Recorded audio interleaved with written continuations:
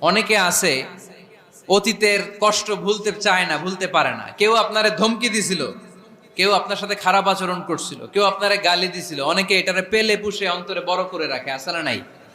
ভুলতে চায় না। মনের ভেতরে রাগ পেলে পুষে রাখা ঠিক না। মনে মনে কয়, তুই আমারে মারছিলি, আমি তোরে মারুম। তুই আমারে অপমান করছিলি ওই দিন, যদি একদিন সুযোগ পাই তোরে হতা এলামু। আছে না এরকম? সেই ২০ বছর আগে আপনার এসে অপমান করছে, ওইটারে পেলে পুষে আপনি অন্তরে নিয়ে বয়ে বেড়াচ্ছেন। আর এই হিংসা ক্ষোভ যদি রাগ ভিতরে রাখেন, এটা আপনারা জ্বালায় দেয় ভিতরে, জানেন? আর যদি আপনি ক্ষমা করে দেন, একেবারে ঠান্ডা। জানেন এই ফর্মুলা আপনারা? এজন্য রাগ, ক্ষোভ, হিংসা কখনো অন্তরে পুষে রাখতে নাই। মা যাদাল্লাহু আবদান বিআফওয়িন ইল্লা ইজ্জান।